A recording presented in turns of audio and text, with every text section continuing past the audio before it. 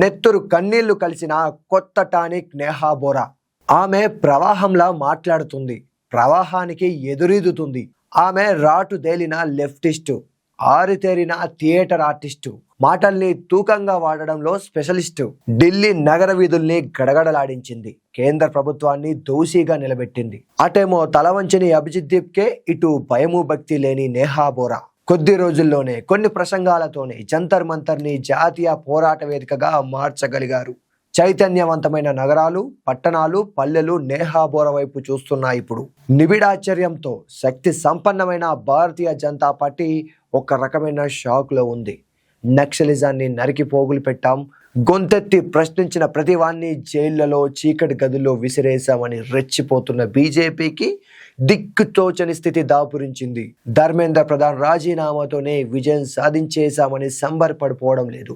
ఇక అమిత్ షా రాజీనామా కోసం డిమాండ్ చేస్తాం, ప్రధాని నరేంద్ర మోడీ గద్దె దిగాలని కోటి గొంతులతో అడుగుతామంటుంది నేహా బోరా. ఇప్పటిదాకా నేహా బోరా గురించి నేను చెప్పిన ఈ కమెంట్స్ అన్ని కూడా సీనియర్ జర్నలిస్ట్ తాడి ప్రకాష్ గారు ఆయన ఫేస్బుక్ లో రాసిన వ్యాసంలోని సారాంశం.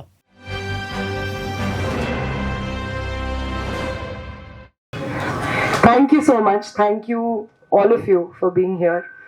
And actually not just for being here, because I know कि आप में से बहुत सारे लोग 20 तारीख को जब हम दिल्ली में मार खा रहे थे तो आप हैदराबाद की सड़कों पे हमारी मार के खिलाफ प्रोटेस्ट कर रहे थे.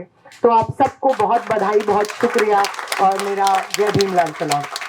I think why we decided that we would come here was because I think जब हम मेरा जनरेशन स्टूडेंट एक्टिविज्म में आया तो उस जनरेशन की शुरुआत हुई थी रोहित वेमुला के मूवमेंट को देख करके.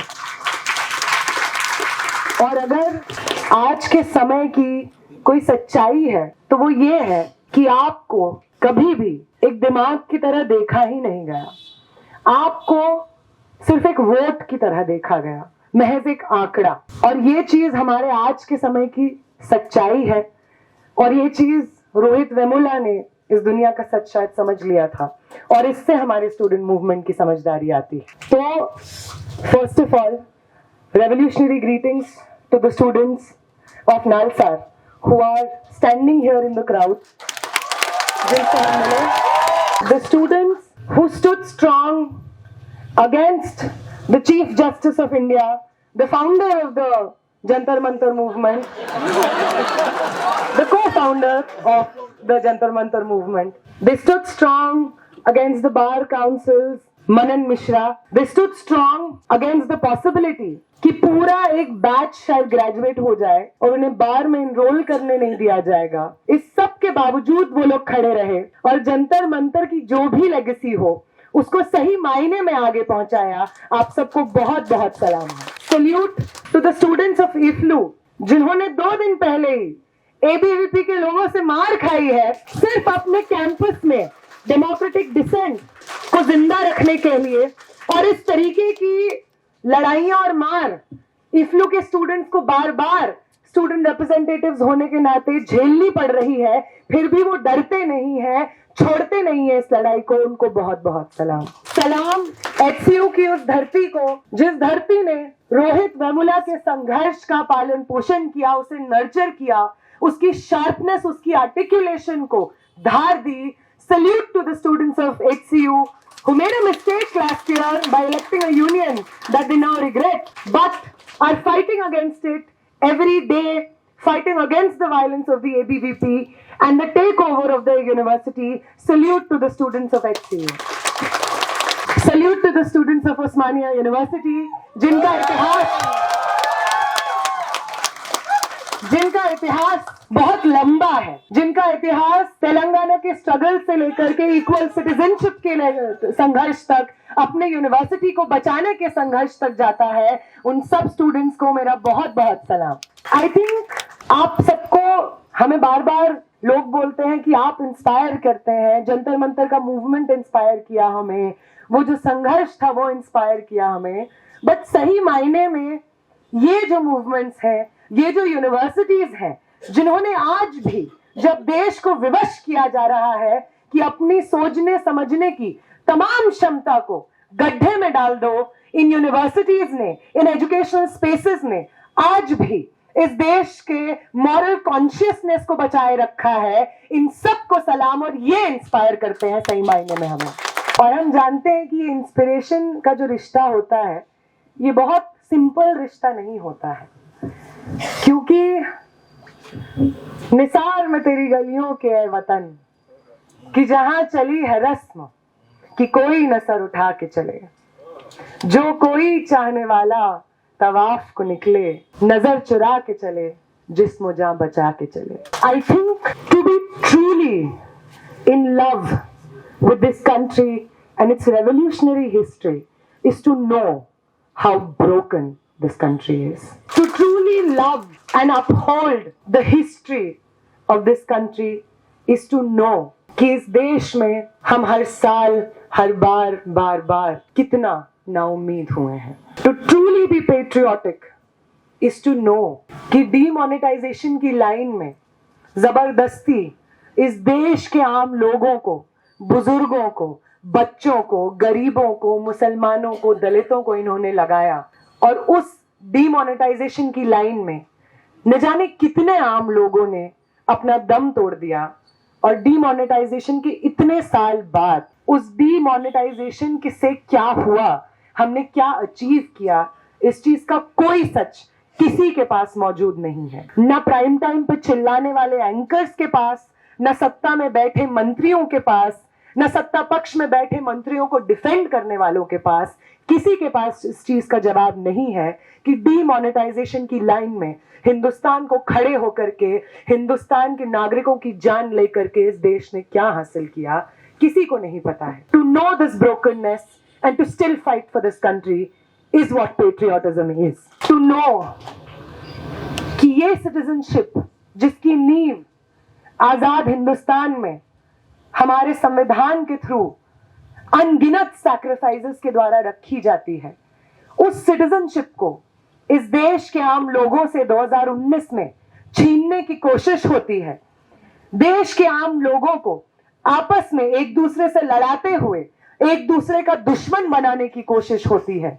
To know that the state does not love you and to fight for this country is true patriotism, and that is what we stand for. To know that our friends from our universities, Comrade Umar Khalid, Sharjeel Imam, Jyoti Jagtap, professors who were released from prison,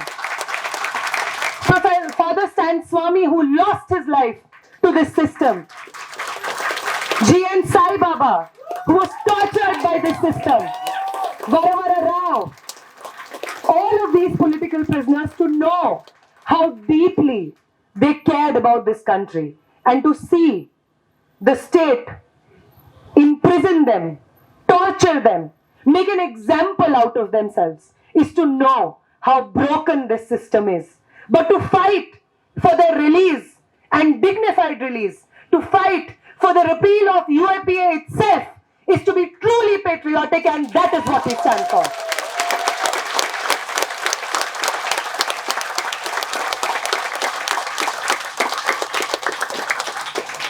To know that the state does not care about you.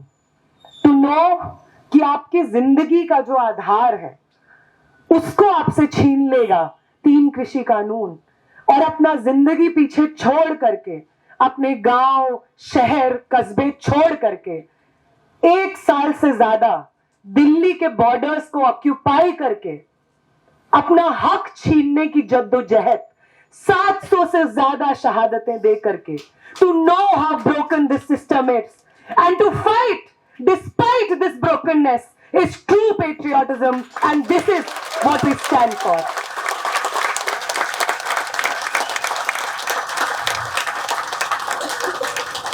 To know, perhaps, to truly love something, to truly love a nation, is to know how broken it has been rendered by the people in power, and to fight against these people in power, for the people who do not occupy power, for the people like you, for the people like me, for the common citizens of this country, to fight for us, perhaps, is true patriotism. इसलिए जब हमें दिमागी नक्सल बोला जाता है, तो ये जानते नहीं है कि इस टैग को हम कितने प्राइड के साथ पहनते हैं।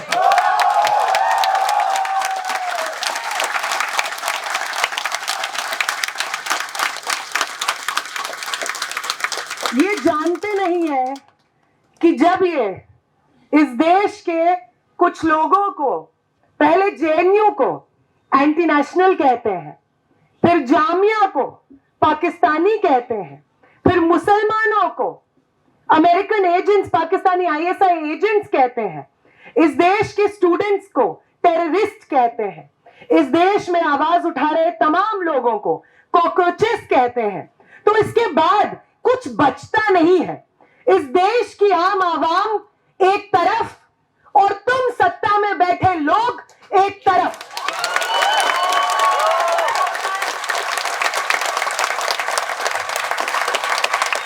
वो देश जो खोखला कर दिया है तुमने, वो देश जो अपने इतिहास से मेल नहीं खाता, वो देश जिसके स्वतंत्रता सेनानी अगर आज इस मंच पे खड़े हो जाएं तो इस देश की हालत देख करके आंसू आंसू हो जाएं। उस देश को जो बर्बाद कर दिया है तुमने, उस देश के लिए जो आम लोग लड़ेंगे, उन्हें तुम पाकिस्तानी बोलो, एंटी नेशनल बोलो, टेररिस्ट बोलो, हम सब लोग एक तरफ और तुम दूसरी तरफ।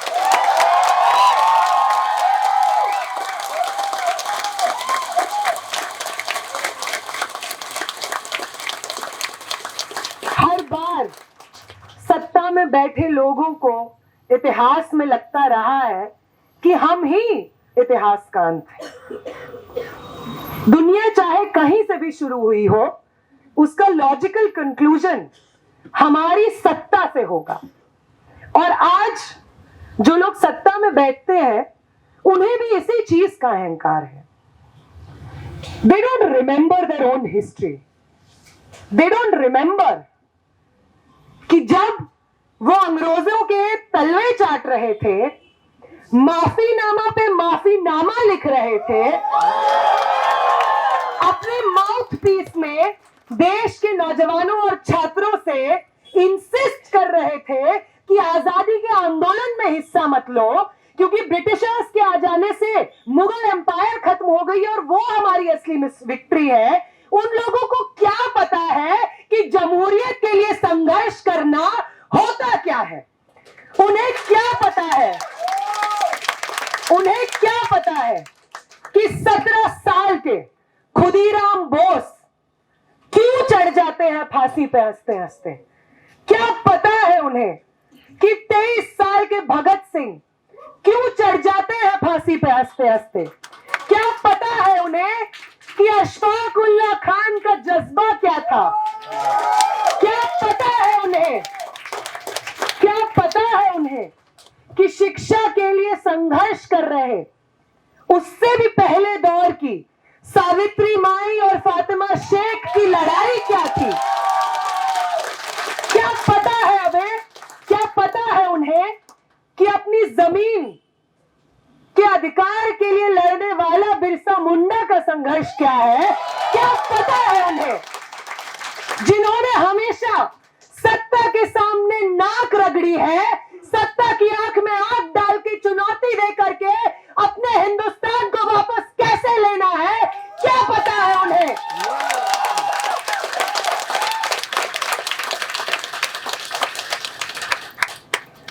वो लोग जो जंतर मंतर में प्रोटेस्ट पे बैठे और उस जंतर मंतर के साथ में पैरेलली देश भर में जो जंतर मंतर उभर आए, एक हैदराबाद में, एक बैंगलोर में, एक मुंबई में, एक रांची में, और न जाने और कितनी जगह जंतर मंतर के पैरेलली जंतर मंतर उभर आए, जनता का मंतर उभर आया। रवीश की लाइन है ये, जनता का मंतर और मोदी का छू मंतर।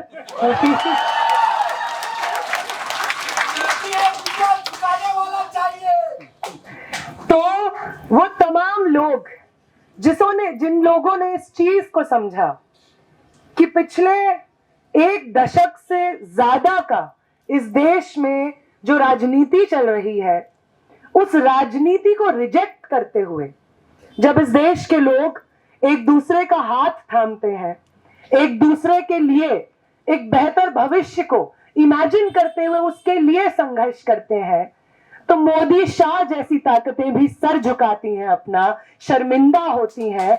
आप सब लोगों को जो हैदराबाद में है, कोलकाता में है, रांची में है, आप सबको बहुत बहुत सलाम।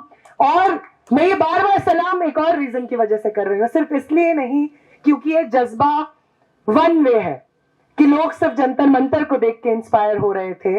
मैं आपको यकीन दिला दूं, जब जंतर मंतर पे हम लोग मार खा करके tear gas shells, pellet guns, कीलों में घुसी हुई लाठियां, ये खा करके जब हम शाम को बैठे हुए थे, तो जब हमने वीडियोस देखी कि नई दिल्ली रेलवे स्टेशन पे जो ट्रेनें आ रही है ना, इतनी खचाखच भर के आ रही है कि ट्रेन रुकने पे ही स्टूडेंट स्पिल आउट हो जा रहे हैं बोगी से। क्यों? सिर्फ इसलिए क्योंकि उन्हें लगा कि हमारे दोस्त, हमारे क्लासमेट्स, हमारे साथी, हमारे कॉमरेड्स दिल्ली में अकेले मार नहीं खाएंगे, उनकी लड़ाई को हम मजबूत करेंगे। आप सब ने कितनी हिम्मत भरी है जंतर मंतर पे लहूलुहान लोगों के अंदर। जब हमने ये देखा कि जंतर मंतर पे जो हिंसा हुई, वायलेंस हुआ, उसके खिलाफ अलग अलग जगह पे प्रोटेस्ट शुरू हो गए। Just today students of Nalsar showed me a video where a protest was organized in Nalsar in solidarity with the students sitting at Jantar Mantar. When we saw such videos, that we are not alone. Our wounds are not our own. Our blood spilled on the roads of central Delhi, it's not our blood alone. Our pain is being felt throughout this country.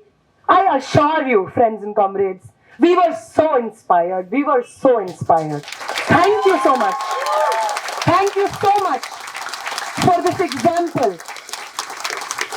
Thank you so much for this example of solidarity. Thank you so much for reminding this nation what it means for a country to stand together, what it means for people to stand not divided but united against a fascist offensive. Thank you so much, comrades. And I also say thank you सिर्फ इसलिए नहीं क्योंकि बीते कल में कुछ हो गया जिसने बहुत हिम्मत दी, बल्कि इसलिए ज्यादा क्योंकि आगे आने वाले सालों में इस हिम्मत को, इस जज्बे को बार बार याद करने की जरूरत महसूस होगी। बार बार सत्ता में बैठे लोग आजमाएंगे हमें, वो लेंगे इम्तिहान हमसे कि क्या है सही मायने में हम हिंदुस्तान की आजादी की विरासत के असली इनहेरिटर्स। वो आजमाएंगे हमको कि उनकी तमाम कोशिशों के बावजूद क्या आज भी है हम में हिम्मत एक दूसरे का हाथ थाम के एक साथ ढाल की तरह इस देश के लोकतंत्र के सामने खड़े हो जाने की। वो बार बार हमें आजमाएंगे कि क्या अपने शरीर में बची जान और अपने मन में बची हिम्मत को हम लगाएंगे इस देश को नए रूप से गढ़ने के प्रोसेस में। बार बार आजमाएंगे वो हमको। और आज ये जो हिम्मत महसूस होती है, आज जो ये ताकत महसूस होती है, ये जो पॉसिबिलिटी, संभावना हमारे सामने है कि हाँ, एक साथ ये जंग लड़ी भी जा सकती है और जीती भी जा सकती है, इसको बार बार आने वाले समय में दोहराने की जरूरत पड़ेगी हमें, लड़ने की जरूरत पड़ेगी हमें। एक बार ये मैं फिर से दोहराना चाहूंगी, जब धर्मेंद्र प्रधान का इस्तीफा आया था तो किसी ने पूछा था मुझसे कि आप क्या चाहेंगे कि कैसे याद किया जाए जंतर मंतर के मूवमेंट को कुछ सालों बाद। और तब एक्साइटमेंट और एनर्जी और गुस्से में जो निकला था, मुझे लगता है वही अब सत्य वचन हो चुका है। और वो ये था कि हम चाहेंगे कि जंतर मंतर के मूवमेंट को याद किया जाए फांसीवादी ताकतों के अंत के शुरुआत के रूप में। यही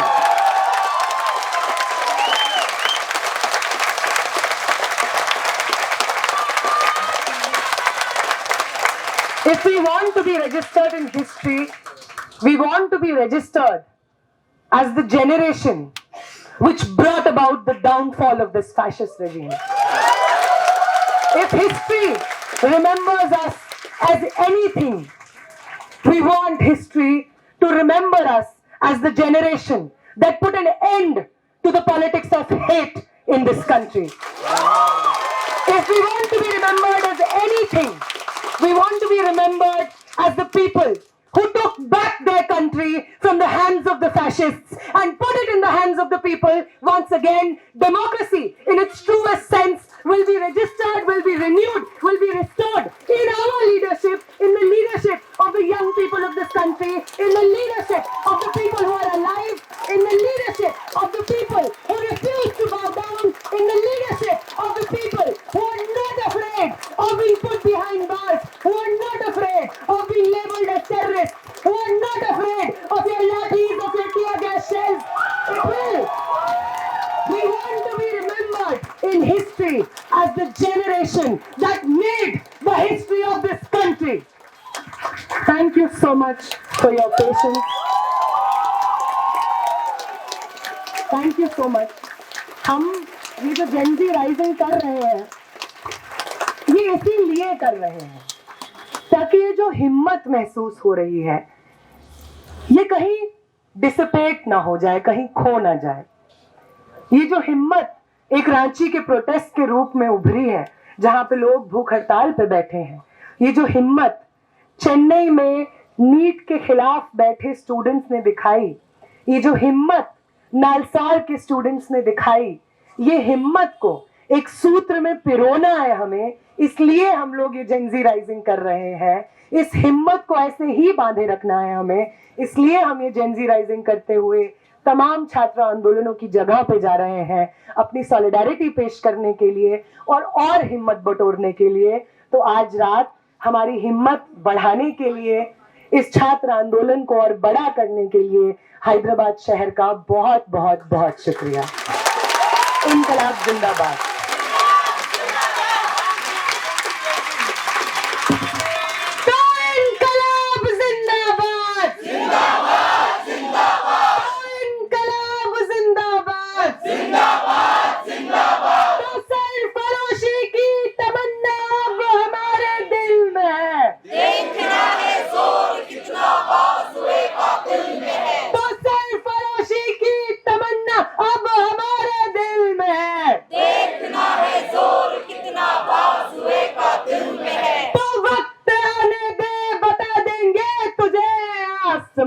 हम अभी से क्या बताएं क्या हमारे दिल में है। लड़ते भी चलो, बढ़ते भी चलो,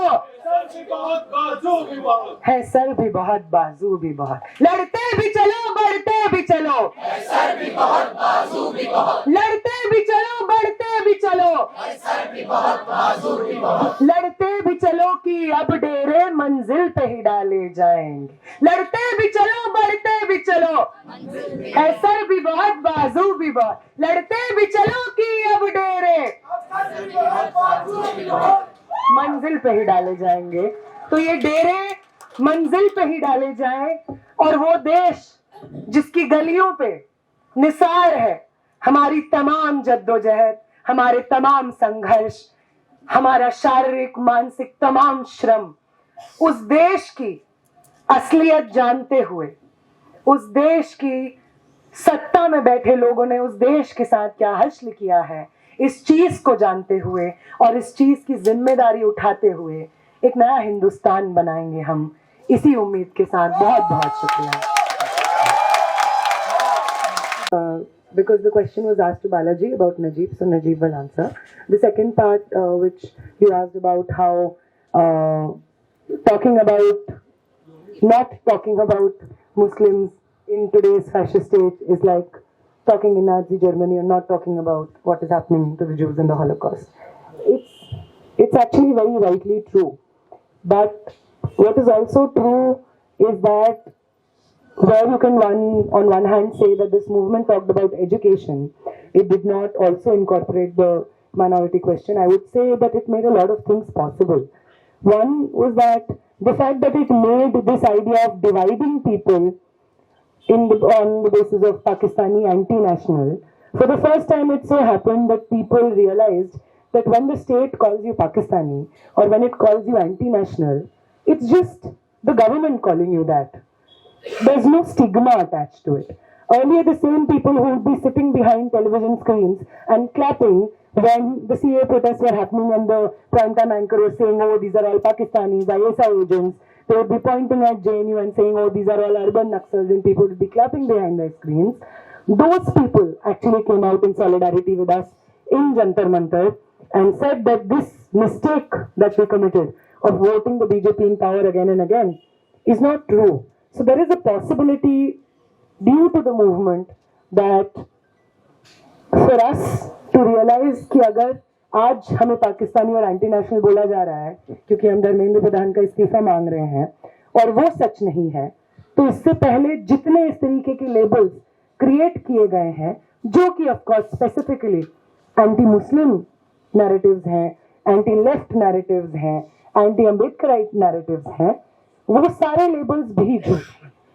तो it helped us not just register Dharmendra Pradhan resignation, it helped us think of the way this country was looking at each other, at the people, how the citizens were looking at each other in a new manner. And of course, the movement, like all movements, had a lot of scope. It was a joint action. And because it was on a common agenda of Dharmendra Pradhan's resignation, तो वो resignation का demand हमारा उसमें primary था. लेकिन उसमें ये बार बार assert करना कि आप जो बार बार divide करते हैं कि सामने वाला मुसलमान है और आप हिंदू हैं, तो सामने वाले के साथ नहीं खड़े होना है, भले ही आप एक ही एजुकेशन मिनिस्टर द्वारा सताए जा रहे हो.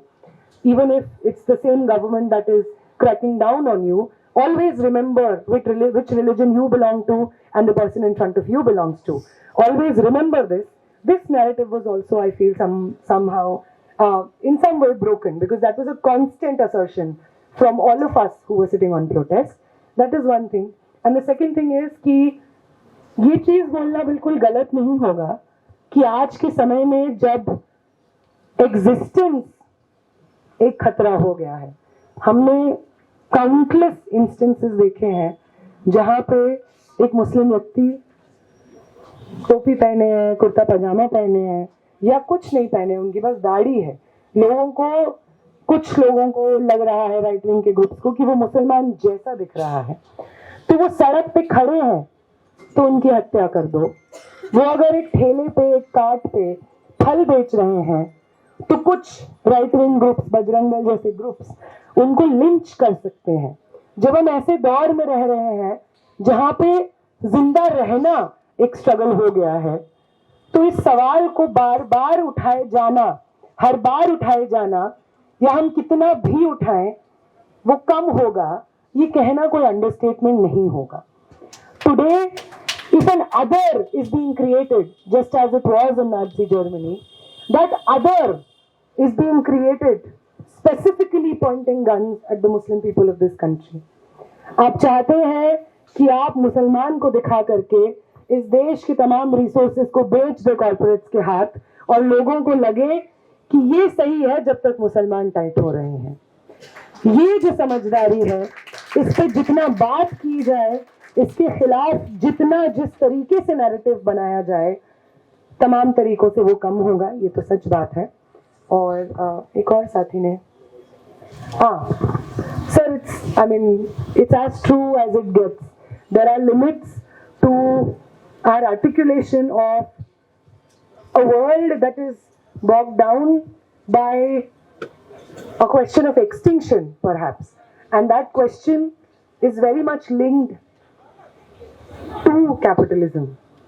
The way it has become normal in our society to accept and to believe कि समाज में कुछ लोग होंगे and it is their right to own and it is the right and duty of everybody else to be subservient, it is this fundamental principle based on which the exploitation of the environment and the loot of our natural resources also takes place. And therefore, a global question of environment has, of course, to be addressed by global solidarities. But बहुत दुख की बात है कि ये जो सवाल है, ये चीज अलग अलग देशों में बैठी सरकार के लिए समझना बहुत मुश्किल है. They try to safeguard and protect the capitalists, small capitalists of their own country and the global capitalists sitting in imperialist nations.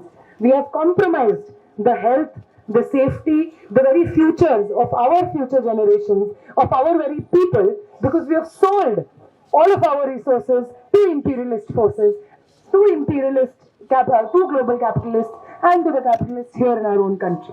And therefore it falls upon us as the common people of this country, जो शिक्षा की अगर लड़ाई लड़ रहे हैं, अगर रोजगार की लड़ाई लड़ रहे हैं, तो एनवायरनमेंट की लड़ाई लड़ना और सही मायने में इस चीज को एस्टैब्लिश करना कि एनवायरनमेंट की लड़ाई लड़ना कूड़ा सिर्फ डस्टबिन में फेंकने की लड़ाई नहीं है. इस चीज की लड़ाई है कि इस देश में कौन रिसोर्सेज ओन करेगा और उन रिसोर्सेज का इस्तेमाल कैसे होगा और किन लोगों के rights of existence, safety, health compromise होगा और कौन लोग अपने मैंशंस में बैठ करके साफ हवा, पानी, धरती एंजॉय करेंगे. इस चीज को सवाल बनाना ये हम जैसे लोगों का ही काम बनता है. So it falls upon us again the future generations to safeguard our own future. I think student organizations were united in this, that there should have been more discussion. But leaving that aside, there is also this aspect that the movement started with Dharmendra Pradhan's resignation. And then, of course, we added on to it because those were as important if we wanted to actually correct the system per se. But once Dharmendra Pradhan's resignation we got, there was a very big section who had come from different states, who had been staying for 1 month, 1.5 months, 2 months, that they also wanted to go back to their campuses and all. So it was a matter of whether we would be able to sustain this movement after Dharmendra Pradhan had resigned or not. It was a question that could have definitely, that could have been deliberated more before it was called off. I agree with you there. And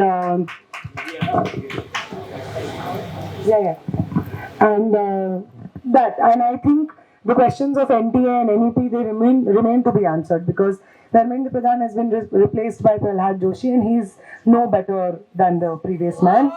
He's worse. He's defended Bilkis Banu's rapists and said that it's completely justified. So, the removal of a person from office does not achieve a change in the system. NTA has to go if paper leaks have to be addressed. The centralization that we see through NEET, through JEE, through CUET, all of these examinations, it has to be decentralized. There was already a movement which was arguing that all of these examinations should be decentralized. We are in Tamil Nadu, we saw Anita. She was institutionally murdered because she was struggling against this very NEET examination.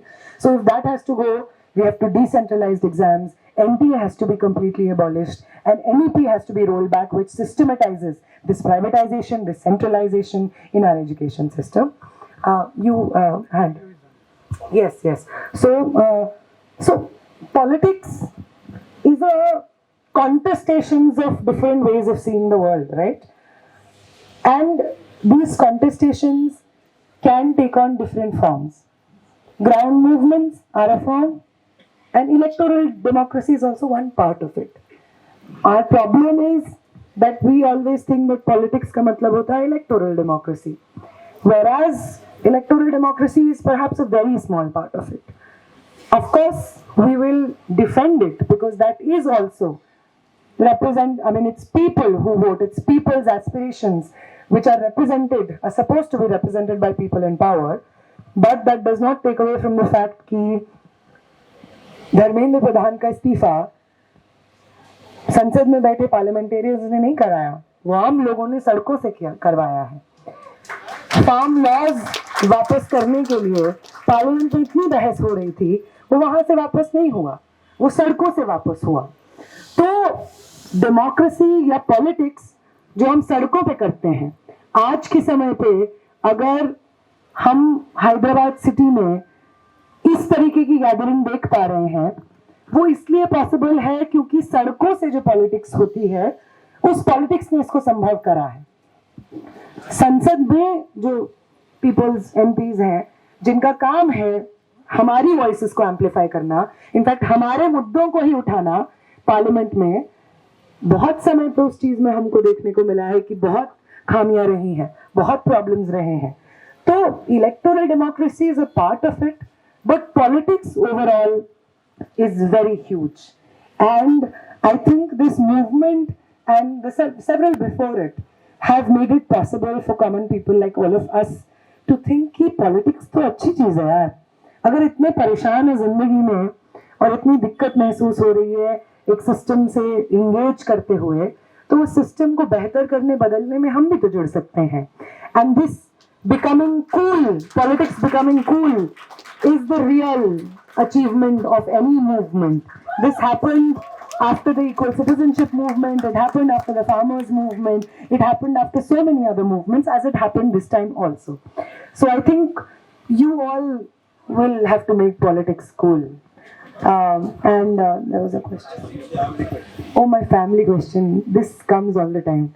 So no, but it's a very true question, because जब हम again politics के बारे में बात करते हैं तो उसका मतलब सिर्फ प्रोटेस्ट में जाना या नारे लगाना नहीं होता है। To be on the right side of history, I mean that's the kind of politics we believe in.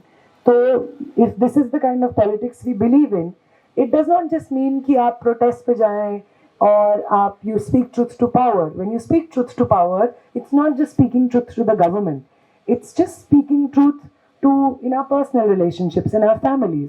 तो पॉलिटिक्स का मतलब होता है कि हम एक ऐसा समाज की कल्पना कर सकें जहां पे लोगों के एक दूसरे के प्रति एम्पैथी है, where we are generous towards one another, where we are empathetic of each other's struggles, pains, suffering. And that is true politics. To be this political in our everyday lives, and to be this political on the streets, in our universities, demanding democracy, demanding the release of political prisoners, all of this is politics.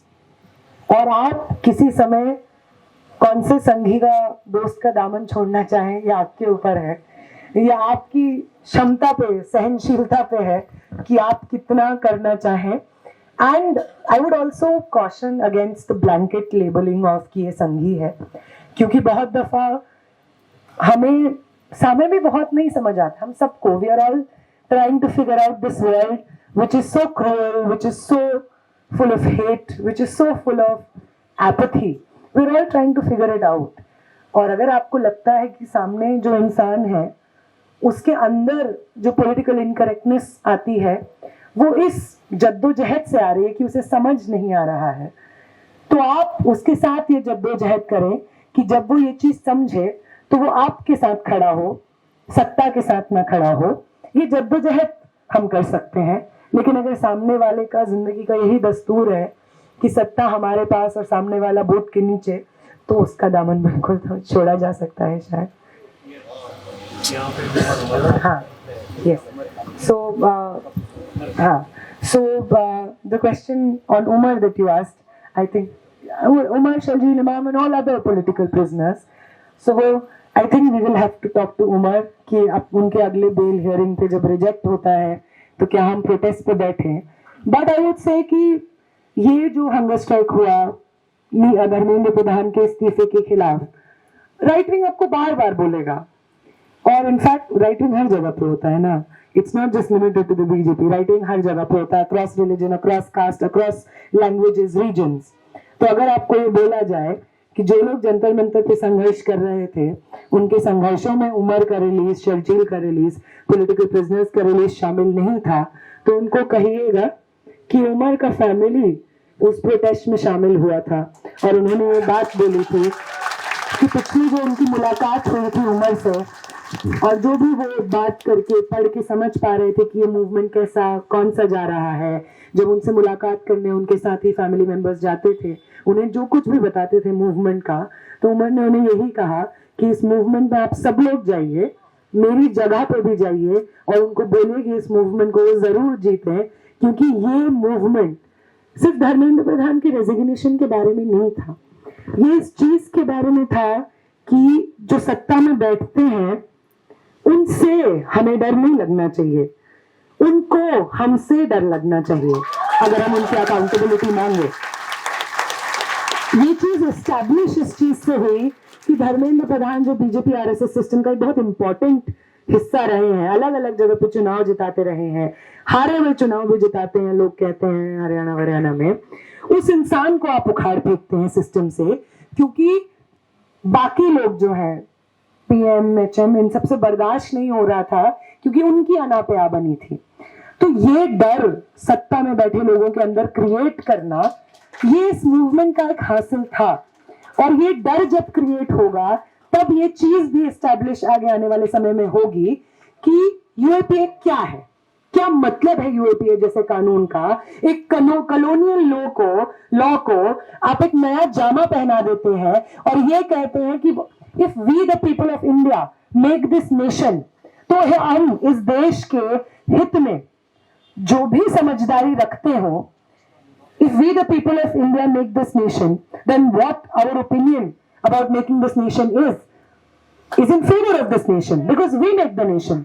तो UAPA जैसे कानून जिसका मतलब है sedition, उसका कोई मतलब नहीं। There is nothing like sedition to ask that the government take accountability, to ask even कि इस देश में जो लोग सत्ता में बैठे हैं वो लोग निकम्मे हैं, वो लोग कुछ लोगों के हित में, कुछ कॉरपोरेट पूंजीपतियों के दोस्तों के हित में इस देश की तमाम जनता के अधिकारों को, जिंदगियों को कॉम्प्रोमाइज करने के लिए तैयार हैं।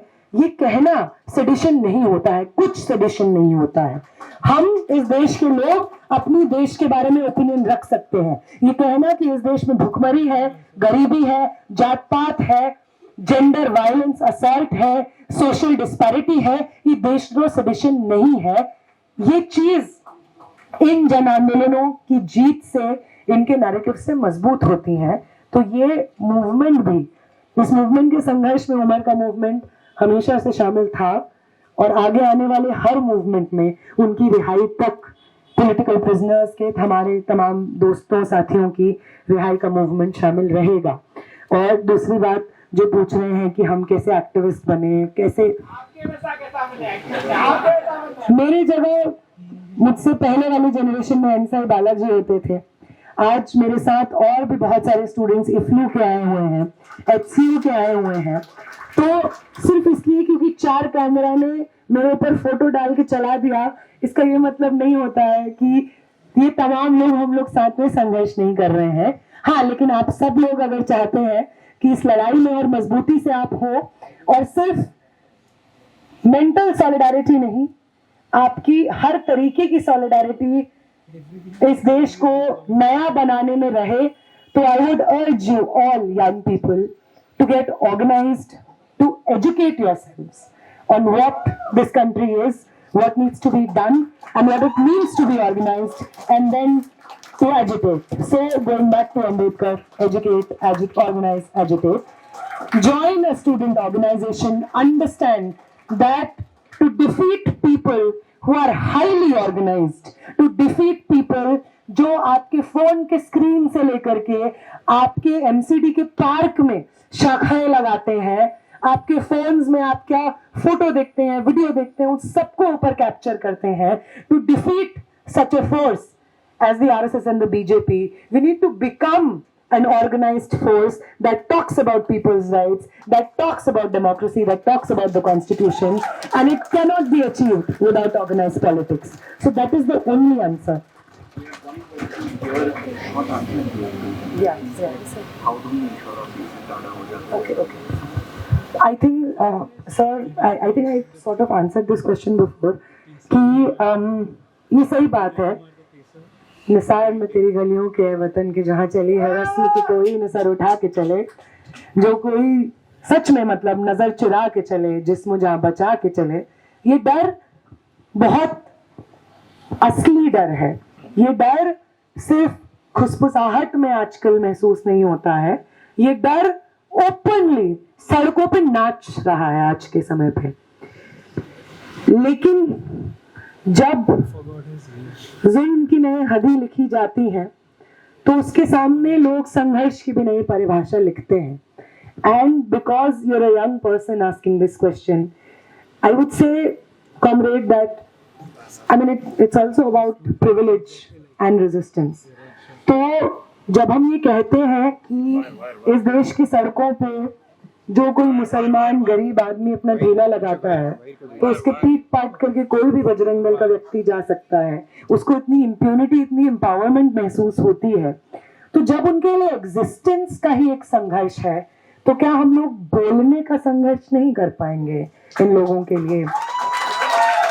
वो तमाम लोग जिनके पास एजुकेशन का प्रिविलेज है, भाषा का प्रिविलेज है, और मैं बिल्कुल नहीं कह रही हूँ कि जो मतलब BMW ये सब कारों में घूमते हैं, मैं उसकी बात ही नहीं कर रही हूँ.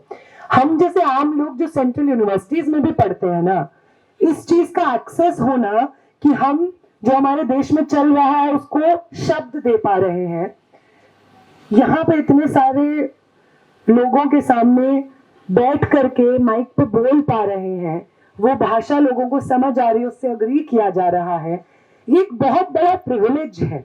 ये प्रिविलेज हमें अपने पिछले जनरेशन से मिला है. कोई सावित्रीबाई, कोई भगत सिंह, कोई अंबेडकर अपनी पूरी जिंदगी संघर्ष किए या शहादत दिए, तब जाकर के हम ये फ्रीडम एंजॉय करते हैं कि दिल्ली से लेकर हैदराबाद घूमने आ रहे हैं और 4 लोग सुन रहे हैं. ऐसी भाषा है हमारे पास कि आप सुन रहे हैं तो आपको समझ आ रहा है. ऐसी एक्सेस है एजुकेशन की कि ये सब शब्द पिरोने का हमारे ऊपर एक्सेस हो पाया है. तो प्रिविलेज क्या होता है? प्रिविलेज कर्ज होता है पुरानी जनरेशन का, और इस कर्ज को उतारना पड़ता है आगे आने वाली जनरेशन्स के लिए एक बेहतर दुनिया छोड़ करके. तो जब डर लगे तो अपने आसपास 4-5 और लोग जिनको डर लग रहा है उनका हाथ थामिए और बोलिए डरते डरते चलेंगे साथ में, कोई दिक्कत नहीं है. And again, for those of us who have this privilege of education, of language, of social cultural capital, of being part of organized politics, हम लोग की जिम्मेदारी थोड़ी और है.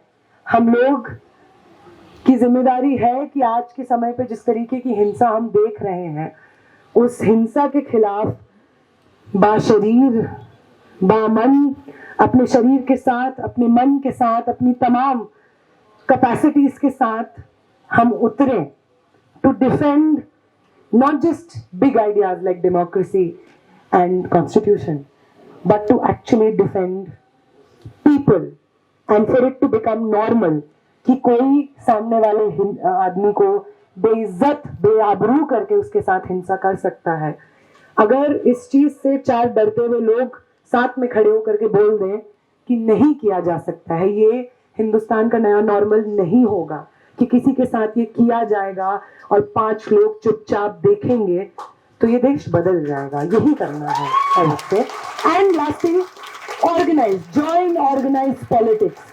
In front of an organized force, we have to be an organized mass defending our very country, defending each other. In front of an organized force can only be defeated by an organized force of the people.